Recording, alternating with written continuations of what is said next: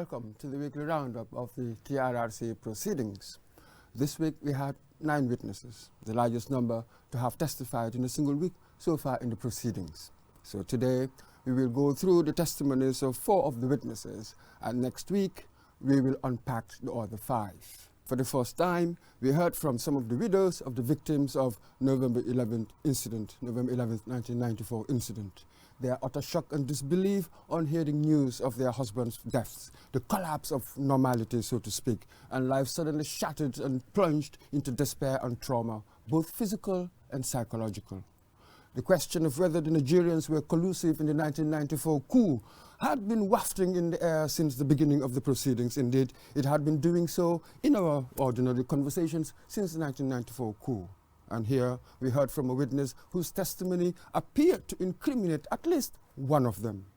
Another witness, close to the then Vice President and Minister of Defense, Sehu Sabali, expressed doubt about the VP's involvement in the 1994 plot, yet conceded that Sabali had lied when he told Americans that Jawara had requested his evacuation to the frigate docked at the ports. Welcome to the weekly roundup. I am Muhammadu Mboj. Once again, I am joined by my twin engines of information, Babakar Sise and Ansumana Eso Nyasi. Gentlemen, welcome to the program. Okay, so our first witness. This one was an interesting one. Not a soldier, former permanent secretary, Suleiman Alujak, born in 1948, Banjul, went to school in Banjul, and went to university graduate, University of Ife, graduated in 1973, joined the civil service. It is quite important because from him we get a glimpse, we get a picture of what the civil service was like, because this is part of the remit of the TRRC to see what were the institutional arrangements, how things were, and the failures that were there that enabled, in many ways, the 1994 coup. So this was quite curious. I picked it up quite early. He joined 73. He was made permanent secretary until when? 16 years later, 1989. Interesting there. Well, thank you very much, Mr. Mboj. Indeed, his testimony, was a very interesting testimony.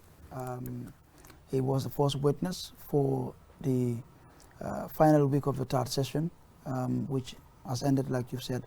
Suleiman Alujak, currently serves as Gambia's permanent representative at the UN and also the country's ambassador in Ethiopia. His testimony focused mainly on the institutional failures that led to the coup, as well as the events that unfolded right from the 22nd and then to the days that followed. To begin with, that's indeed a very salient point to note, regarding the civil service at the time. To have someone with a double degree, working in the civil service, being moved from one position to the other. He served in various capacities, at different levels of the Jawara administration, from commissioner to permanent secretary, to DPS, deputy permanent secretary. He then rose through the ranks, to that level. Regarding the 1994 coup, we've heard from previous witnesses who've testified before the commission. I remember during RSM Jang's testimony, he mentioned Jack's name, that was the first time that his name throughout the testimonies.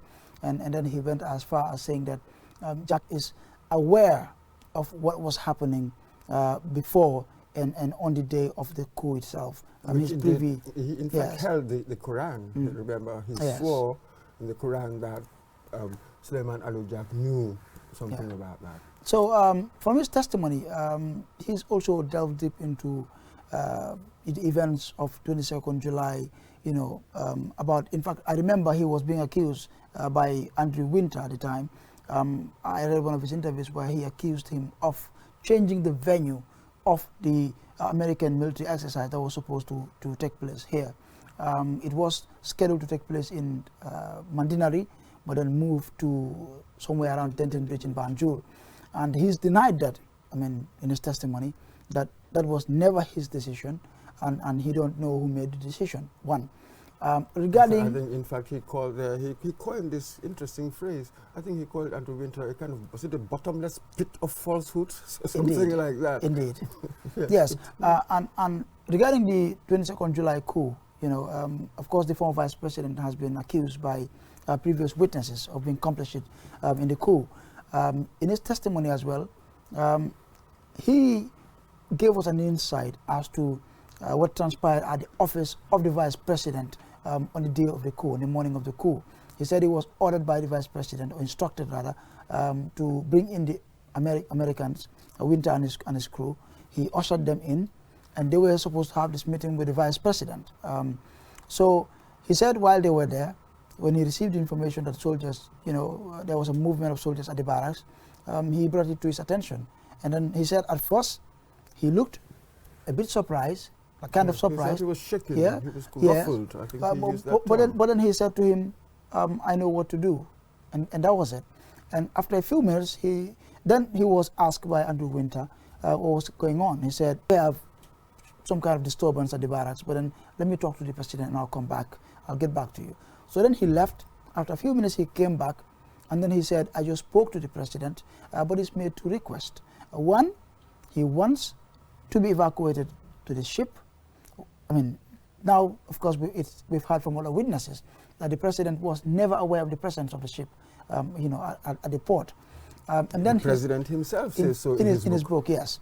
And then the second request, he said, the president had requested that the Americans help intervene, you know, to quell the advances, the advancing troops. So he said that wasn't true. He's denied that. So that's it. We have a clip on that, actually, where he, you know, Suleiman Jack accuses Sabali of lying at that point. Let's just take a look at this clip. Yeah, just brief the president about what is happening in at the Unum Barracks, and discuss with the president, and the president asked him to make two requests to the Americans. So the ambassador said yes. What's the request?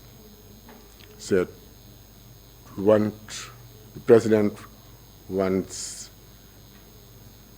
his family, wants to be evacuated to the vessel and his family. But that was not true. Could you say that again? That was not correct. The president never requested to be evacuated. So that's it. Yes. So quite interesting. Quite interesting. Yes. Yes. So after this, he said, you know, they were there, and then the president was convinced, you know, to come down. They had to evacuate the family and the president to the ship, you know, at the port. And while they were there, he said the president had instructed him and then IGP Pasala Janj, you know, and Keba Sise to go and meet the soldiers, you know, who were marching towards the State House, you know, to talk to them, engage with them, and see what their demands are. Because remember, we've heard from previous witnesses that there were two mutinies, you know, soldiers embarked on two mutinies in the past. So, in fact, I think it was three. It was after the third mutiny that was when the Nigerians came over. Indeed. So, you know, up to that point, you know, the president and you know, his close men still, you know, had this belief that, you know, maybe it's the same thing. And then they're making some demands as usual. And then let's engage them and see what their demands are and how we'll go about addressing those demands. So he said he went out with the former IGP, you know, P.S. Jan, and Keba Sise, then head of the NSS. So he said that they drove past Independence Drive just after RVTH. You know, that was where they met with Singate and, you know. This was around the Banjul City Council. Banjul City Council with Singate and you know, some soldiers. So he said they were asked to stop by Singate. But before that, when he turned around, somebody was missing. From the three that left the vessel to go and meet the soldiers, it was Keba Sise, Suleiman Jack himself, and P.S. Jan. But he said when he got there, P.S. Jan wasn't there. Quite ironic, because they set out together, And it really, you know, it's quite incredible how the head of the police at the time, given how important his position was, and you know, for him really to be part of, you know, a delegation that have been sent by the head of state to go and engage these soldiers who you know, obviously were not happy for some reason, and for him to, you know, branch off, you know, at the heat of things, really, I think would raise so many questions. It's getting more intriguing as we hear more testimonies. Babakar, there was something else you said I think we should touch on, the intelligence. There was such a thing as the Joint Intelligence Committee, but the National Security Council, chaired by the President, didn't exist. So, and coupled with, there was really no civilian oversight. The civilian oversight you called was quite minimal. So it seems all the pieces were in place for 22nd to happen.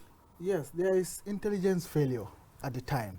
I think they were too relaxed and comfortable, and because there was 3 mutinies before and nothing came out of it, and then probably because of that they still think it's the same thing and they all relax, and that's what led to all this. The intelligence, the NSS at the time, I don't think they did a proper job, Mr. Mboj. That was exactly obviously what, there was rumors and rumors upon rumors, but then because it ends up being nothing, and then they were all relaxed, nobody took action, nobody did anything.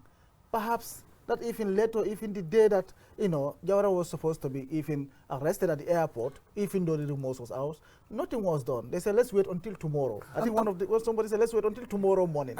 How can a president, you know, how can there be a plan to assassinate a president or capture a president at the airport? And then the intelligence knew about it, they said, let's wait until tomorrow morning. And you see the consequences. That night they regrouped, and then in the morning they went for them. Yes, and it was actually quite worse than that. If they had been taking these rumors, maybe to the JIC to discuss it, but as if these things were never discussed. Apparently, they were more worried about Kukwai Sambasanyang than anything happening here. Yes, not surprising. That was what he said. Not a surprise, because I mean, Kukwai's the Kukwai Sanyang incident was a wake-up call for the Gambia. I think it was the first time the country experienced such, you know, a bloodshed or probably the first coup d'etat or something like that. So obviously, you know, all minds were on Kukwai Sambasanyang instead of the homegrown people we have with us. Well, maybe with ordinary people, but to an intelligence person, one should be savvy enough to have a good scent for something else coming up. I mean, I think what Suleiman Alujak said, he didn't give much vote of confidence in the then head of the NSS, Keba Sise. He even said it. He didn't think that he was a good head. So every time they met, all he talked about was just Kukwai, Kukwai, Kukwai. Whilst the rumors were rife from what we've been hearing from these witnesses, rumors were rife of a coup. Everybody more or less knew about it, ironically, except for intelligence. Quite ridiculous, really. I mean, to have, I mean, the main arm of government that is responsible for intelligence, you know, that is the lifeline of every country. To be charged with such a responsibility, really, you know, it's a huge ask from anybody. And as a citizen, I think these are things we should take very, very seriously. I just cannot understand how they would focus on external threats. You know, when you have rumors of coup quite rife, you keep on hearing this all of the time.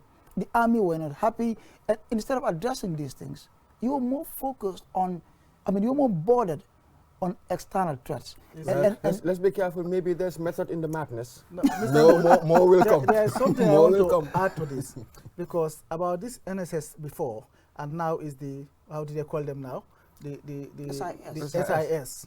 I remember when the TRC went to visit their complex, and then the boss saw the director, and when they were asking, he said, since the Barrow government, the coalition government came in, we never arrest anybody, we didn't bring any, I mean, things like that, which I don't understand, because they are there to do a job.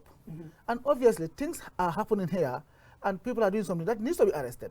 So because it's democracy, and because probably they want to, you know, they don't want to tarnish the image of the government, you know, in relation to the former NIA, what they are doing, and then they want to do something different. That means the boss was saying, since we started this place, we never arrest anybody, we never detain anybody. I don't get that. Because people are breaking the law where they should be arrested, where they should be questioned. But that's not even happening. So it's like that same security. They're probably doing it, but we all know that right now, most of the institutions in this country right now, they're trying to reinvent themselves, understandably. So everything was just so distorted and destroyed. Good practice was collapsed. So we understand that to some extent. Why yet it is too much of the whitewashing. That is perhaps that is what we don't like. Just to put it in simple terms, I think they were complacent, really, the NSS at the time, and for an institution like the NSS, there just shouldn't be any room for complacency, really, because that is the lifeline of any nation.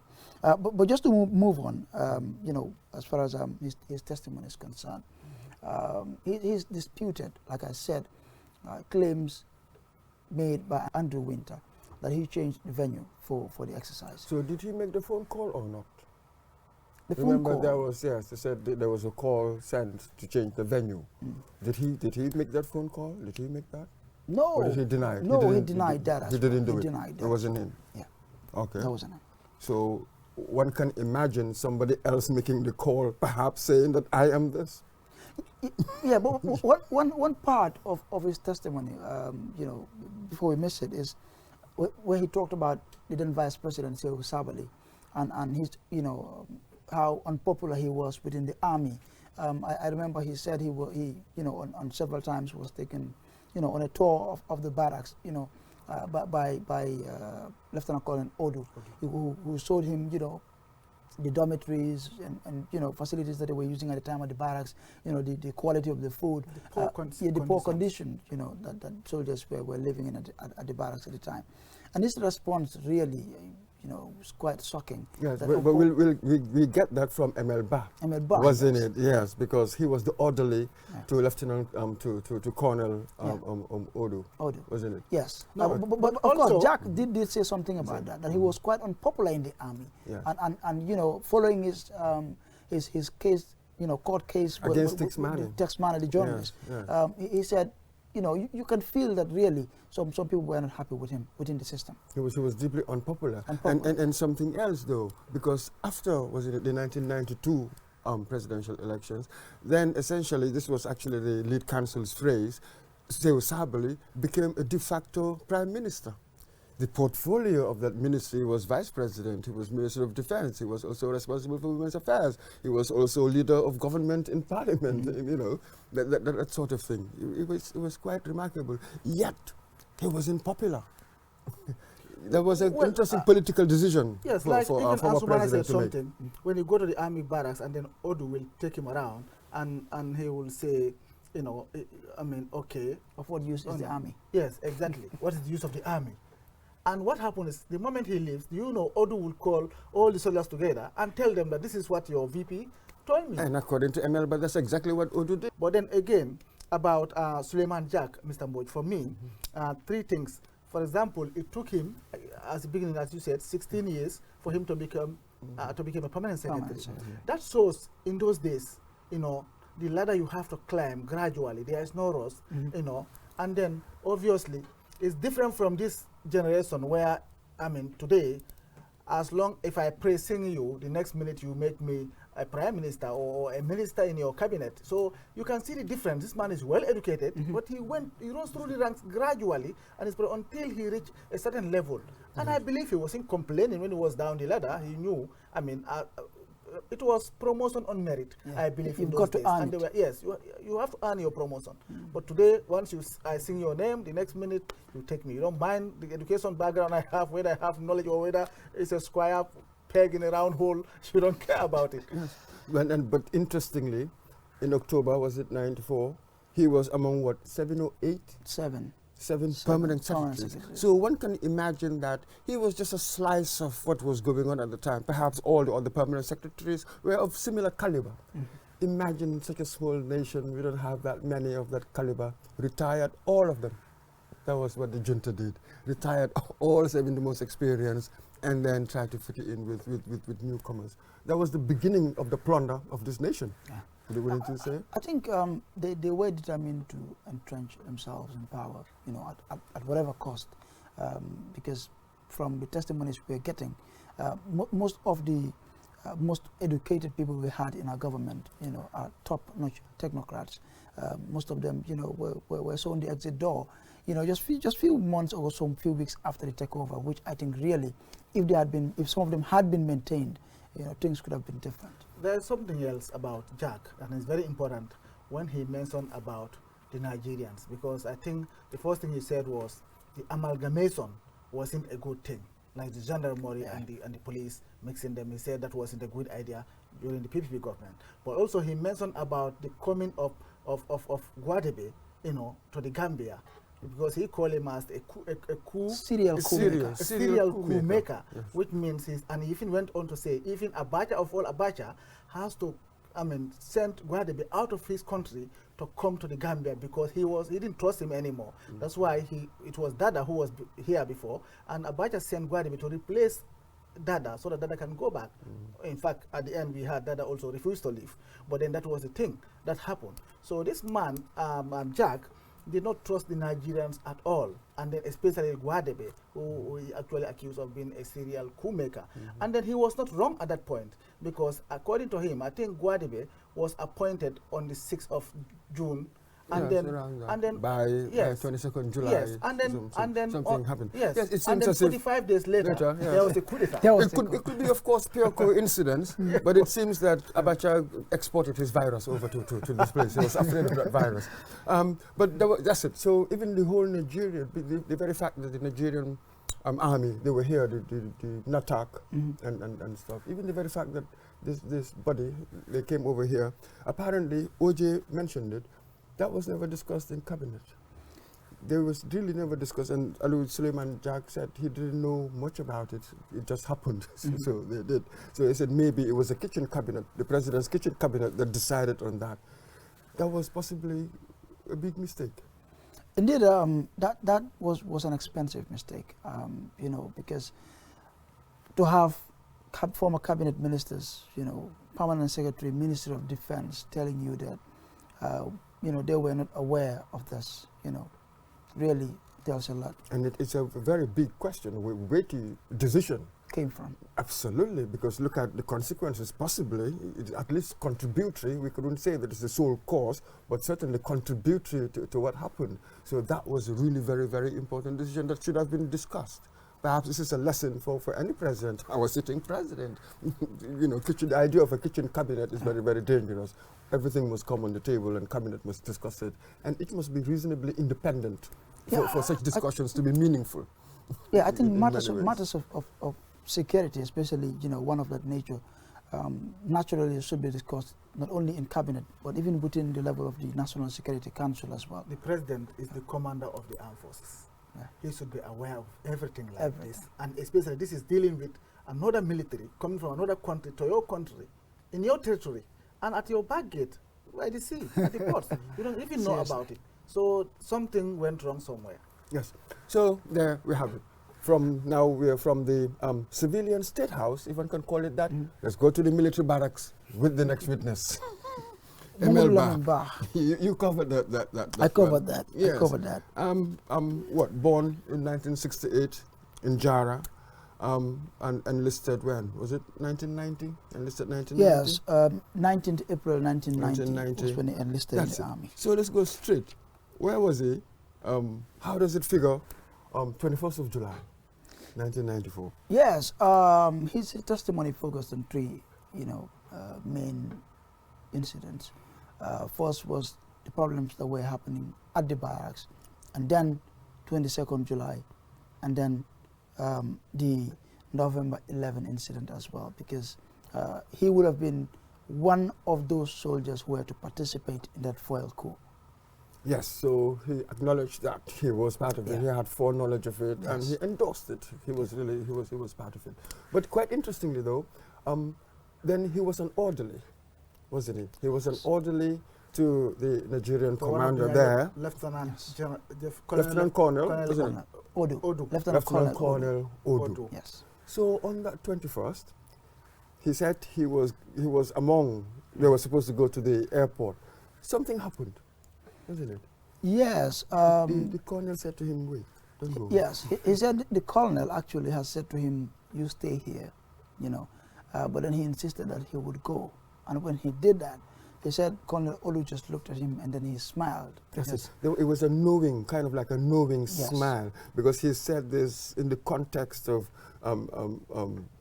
saying that the colonel knew yes. what was to happen. He was privy to what, you know, what these people had intended to do on the 21st. Quite interesting. His going was important because he knew something was going to happen. He said, looking at the body language of the soldiers and their movements at the camp, he knew something was going to happen. And the rumors previously. Exactly. So obviously, that's why he insisted, because he was inquisitive. He wanted to know what happened at the airport. Yes. That's why he insisted that he must go to the airport, and he went to the airport. And it was him who is the second person or third person to tell us that, you know, Jammeh was actually armed at the airport, and it was Odu who disarmed him at the airport. And even though we heard, the pistol, we heard from RSM Jeng that he was the one that stood beside Yaya, and I think, did he take the pistol from him? We thought that it was RSM Jeng who disarmed him, but it doesn't matter. It doesn't matter. The evidence, yes, more testimonies will come. I don't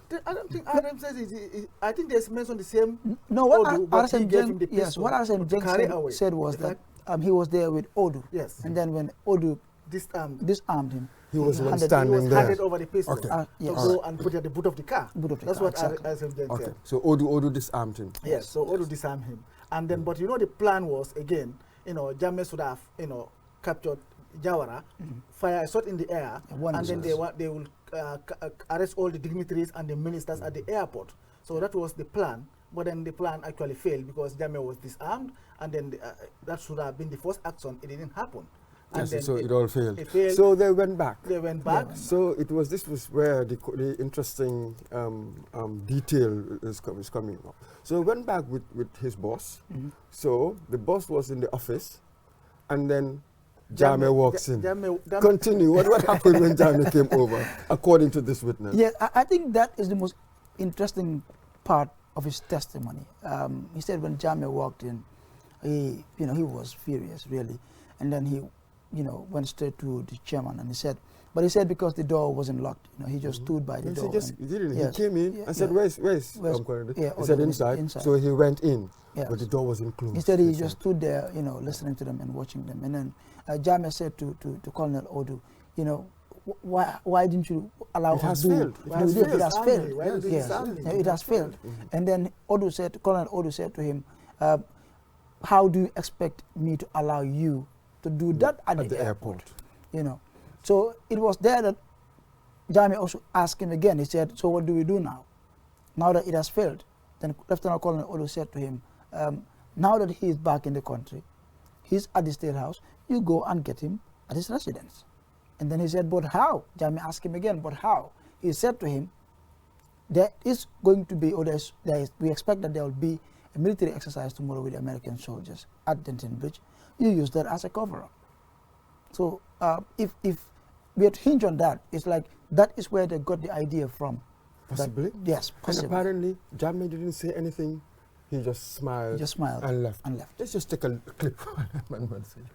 At the point where Jammeh walked in and said, where is your boss? I said, he's inside the office.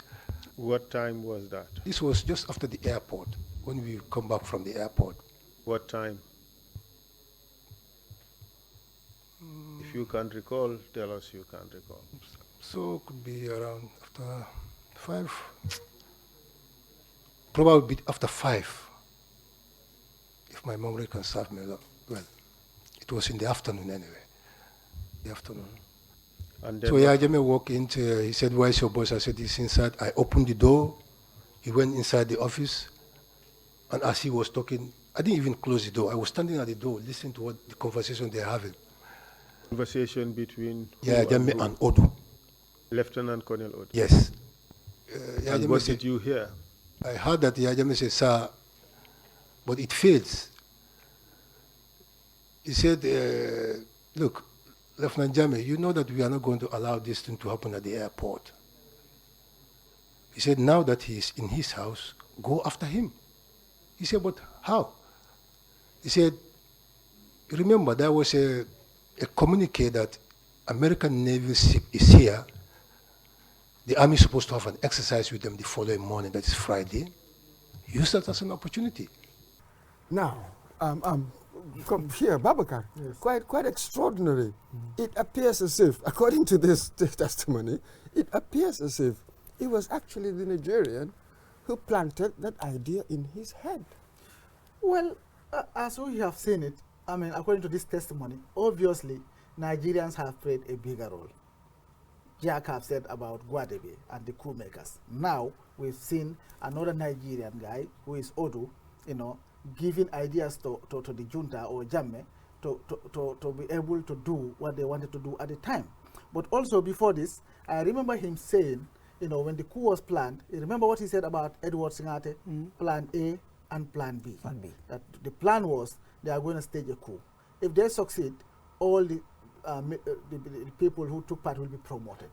If they fail, they are going to kill all the senior officers, loot the central bank, and flee and go away. Yeah. So obviously he mentioned, and that was very important because information are coming like these people have planned. Let's go for it. If we fail, this is what we are going to do. That would have been terrible. It would have been a disaster. But obviously we've seen here now the involvement of Nigerians. No wonder, even on that very day when these soldiers were marching, obviously for Yundum Barracks, where Odu is, no action was taken. At least. Again, they went. We didn't see any Nigerian involvement in the issue. No. In fact, I think some of them were at Fajara Barracks. Yeah. I think even after the coup, somebody have to go and meet the Nigerians at their residence at Fajara Barracks or somewhere around that area. They didn't take part in it. They were just, you know, sitting there and doing nothing. And they say these people are brought in to maintain discipline in our army and to inculcate, you know, good morals into them. So all that failed, it didn't happen. And the army was like a headless chicken in many ways. Yeah. The army was like a headless chicken. There was no Gambian in the helm at the helm. So junior officers, no wonder junior officers took over. Sure. The leadership, since there was no leadership. So now let's go to 22nd. What happened?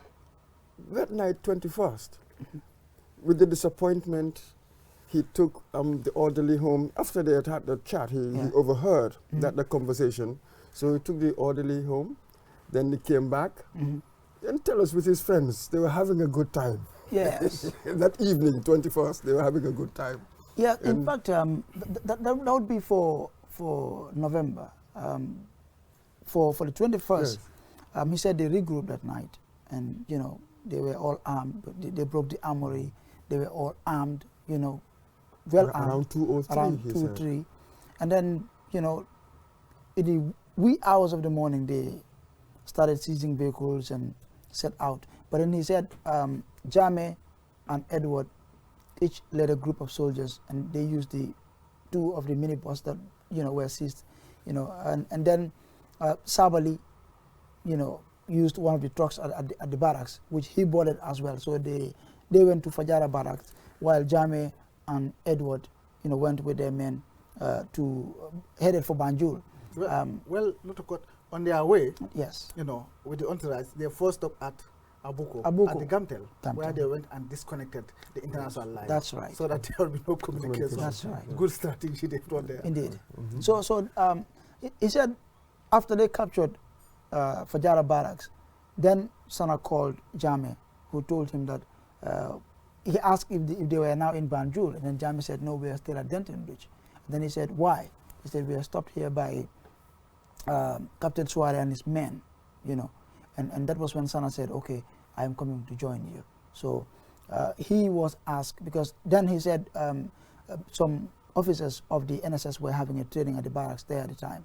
So he and other men were, you know, instructed to take them to Union Barracks and detain them at the guards room, you know. And that was how Sana went to join Jammeh and others, you know, until after everything succeeded. So he was at the barracks where he was, you know, and then weeks later he was, you know, taken to a defense headquarters to serve as orderly to Babukar. So that's it. So post 22nd yes. July, he became orderly to Babukar Jatta. Yes. So then let's go straight to on the 10th of November.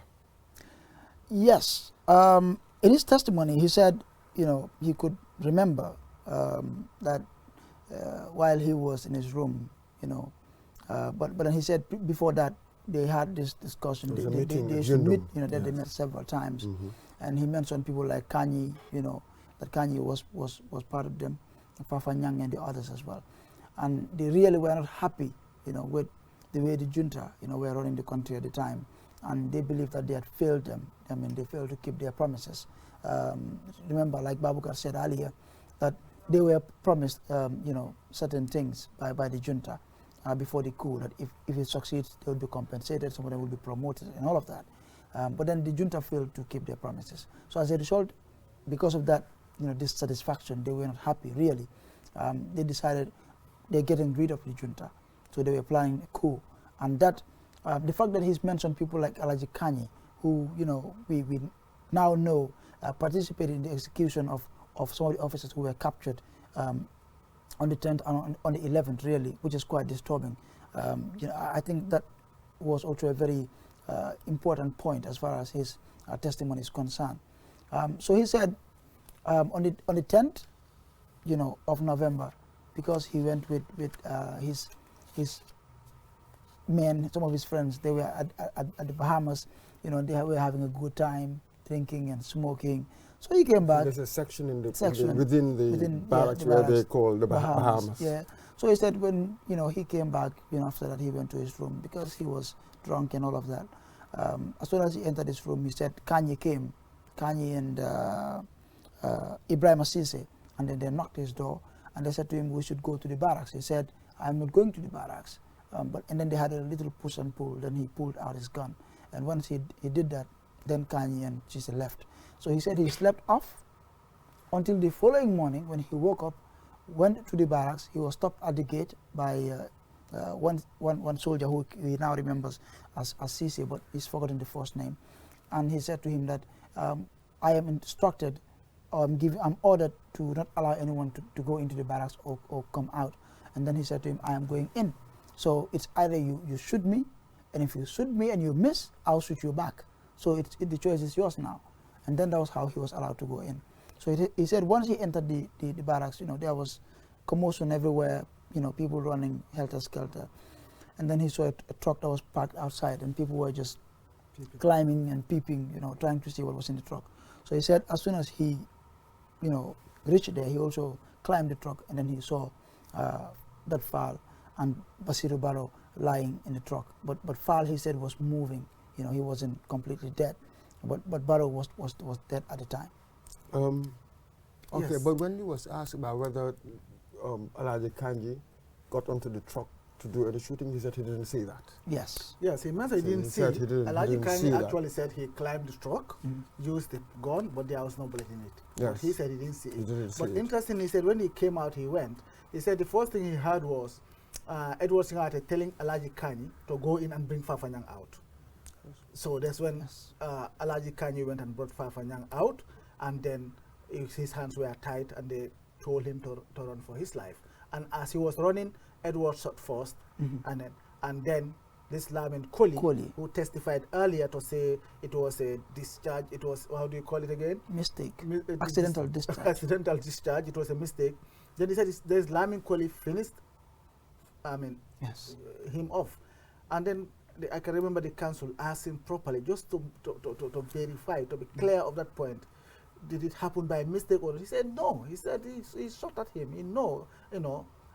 Lamin Koli deliberately, killed Fafanyang. Yes, he said with that sort of rifle, any the sort of mistakes that Koli said that he had done, with that, then either you shoot yourself or shoot somewhere very close to where you're standing. Exactly. So that was quite. And remember, Koli in his testimony also had claimed that he ran towards Fafanyang, to go and help him save his life, and then that was when it happened. But he's denied that. He said Koli was standing right behind him. Now, he even mentioned him as part of those who buried. Yes. Even the He burial, said he was standing right behind him. He was part of them. Yeah. Absolutely. So he's denied it as well. So he confirmed the list of names called, put in the Land Rover, and driven to Brikama, and then they came back, the forest, and they came back, and he could discern, he could see hanging legs, isn't it? From the truck, and the leaves on it, and he went through the burial. So appearing to confirm evidence that we've been hearing from other witnesses. Sure. So we move away from there. So in the, what happened to him in the end? Well, he said in 2008 he was accused of taking money from an alleged, drug and diamond dealer, and then, he was taken to court, but during that period, remember, we all know that during the Jamia days, really, court proceedings would take, when you have a case at the court, it will take so many years before it comes to an end. So it took him 4 years, 6 months and 10 days. He was in detention, going to court, going and coming, and then he was acquitted and discharged by the court. And then for fear of his life, because he tried several times to be reinstated into the army, because his co-accused was reinstated, but because they denied him that right, for fear of his life, he fled and went to Senegal until the change of government in 2017. That was when he came back. Yes. But one thing, perhaps one talking point, which was quite interesting, that on that 21st of July. When they returned to barracks, wasn't it sort of in the evening, the gendarmerie came around, didn't they? Yes. And then Lieutenant Colonel Odo called Pasala Jang, who was the head of the gendarmerie, the police, the merger, and them saying to him, if you do not remove your men, I will shoot. Yes. I will shoot to kill, something like that, or I will shoot. I thought this was quite brazen. This was a bit rich. What had the Gambia become that the guest who was invited to come over here would call you a Gambian, the Gambian really the head, who should have been really the head, and giving him such orders? Yeah, well, that was a complete breakdown. It was a complete breakdown. We shouldn't be surprised by that. Of sovereignty. We've seen what happened at the airport. We've seen, Bassey and Jammeh walk into Odo's office, and obviously he gave him plans on how to carry out the coup d'etat. So obviously, if there was a patrol outside... But why did P.S. Jang listen to him? What I find quite disturbing is the fact that we've heard from Jack's testimony that the agreement that the Gambia had with Nigeria, there is nowhere in the agreement where you'll find that the Nigerians were to be given command authority. But then we know it was happening. They were in charge. They were the ones, responsible, and they were issuing orders here and there. And I'm still wondering, where did they get the authority to issue orders from? Maybe more testimonies will shed light on that one. Let's move on to our next witness here. We're coming to the widows. Yeah. I mean, we were not at war, because some of these things you can call them war widows, but we were not at war. Do we call them widows of the struggle, widows of the dictatorship? But quite extraordinary. Go take us through the testimony of the two wives of Barrow. This was the first time that they had two people come to testify at the same time. So they had Barrow's two wives there. You covered it. Who covered it? You covered it. I covered it, yes. Take us through their testimony. Quite emotional, but also very interesting in many ways. This is the first time that we have close family, relatives of victims testifying. So Sunkaru Yabo and Mariama, the first wife, and Mariama Marang Balde, second wife to late Lieutenant Basiru Barrow, testified. And like you said, this is the first time we're having, two witnesses testifying, simultaneously. For them, their testimony focused mainly on their husband, his demise and the impact it has had on their family. How did they know, for instance? Who told them? Who gave them news of the husband's death?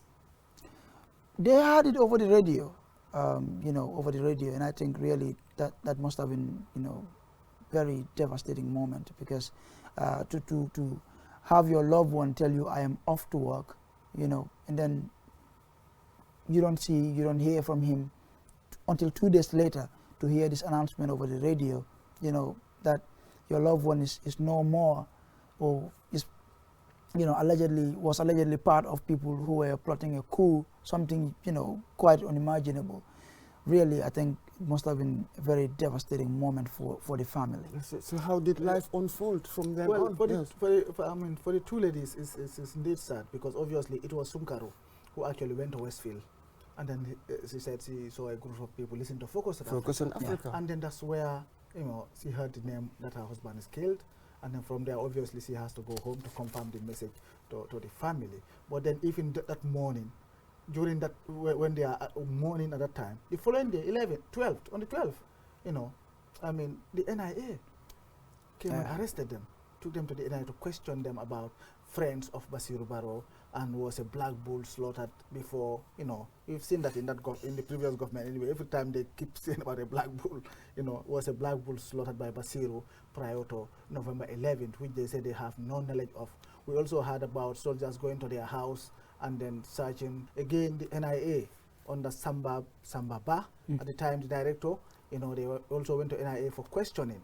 So even Edward Singate sort of there at the NIA. And Sana as well. At the time.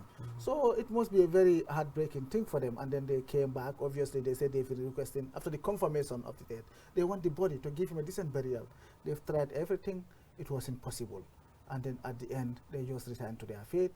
And then obviously, that's what happened to them. Yeah, so it seems as if the junta were not simply satisfied with killing these people. You've accused them of whatever, killing them, but actually the families as well. Yeah. To shatter, to destroy the families. I mean, this level of cruelty is just unimaginable. Just like the second wife said, the nurse at RVH, you know, even with all this difficulty, she was working as a nurse, and then Almamo Mane, she accused of threatening her one day, and she said, I know Almamo very well, but she's a different man on that day, and Almamo actually was very, very, according to her, rude to her, and she was, it's a woman, she was actually afraid of what is going on. And the next minute again, a call from Edward Singate. How did he get my number? Why is he calling me? Come and we'll give your husband car after, I mean, so many months. Then you are giving the husband's car. For what reason? Who knows if she would be kidnapped at that point? But then because of that, you know, actually, she did the best thing. She feared for her life. She left the job. She resigned and left. Yep. One thing also she said in her testimony is that sometime in October, you know, there was a day that Lieutenant Barrow came, you know, from work, and, you know, he wasn't happy. You know, he had this sad, you know, face, and so she asked him what happened. He said, we're having some little issues with the junta members, with council members, and then she asked again. That was when he told her that they didn't keep their promises and really we are not happy. She said at that point, she even said to him, why not quit the job if you're not happy? You know, but then, you know, he was like, no, these are just minor issues, but, you know, it will be taken care of. Yes. So what happened with the neighbors? So now that the husband is gone, so now they had to fend for themselves. What were some of the repercussions with the neighbors, the social ones? Because remember with Kadi Kamara, the wife of Alhaji Mawadi Sabali. So the ostracism, she was ostracized, the ostracism, because you would be seen perhaps as a member of the opposition. Did these things happen to them? Well, I think Awanjai mentioned more of the neighbors that people ignored her because she was the false wife. But then for them, it's like the scholarship. I think the scholarship thing came up there, where the daughter applied for scholarship, and then they turned her down probably because of the Barrow, you know, attachment, because it's Basiru Barrow's daughter, and they couldn't give her I mean scholarship. So obviously that discrimination was there because of Barrow's issue. The daughter wasn't taken, and the lady actually mentioned that in all you know, the children's papers, he actually puts Lieutenant Basiru Barrow. I mean, that's what she puts on their document. So obviously that didn't go down well with the scholarship board, and it wasn't taken. But we've seen the women how they've struggled. Like the first woman went and opened a restaurant. I was selling. Obviously, the heat and everything, the eyes got a problem, and she went through operation. All her eyes were operated twice, and all that is because of the struggle to make the family, move forward. But we've seen that the two ladies are still close. We've seen that closeness in them, which was very good. You know, the death of their husband, probably even prior to that, has brought them closer, and we see that closeness in them still now, which is a very, very good thing. And united in grief. Absolutely, and really how extraordinary. They endured so much hardship, so much difficulty.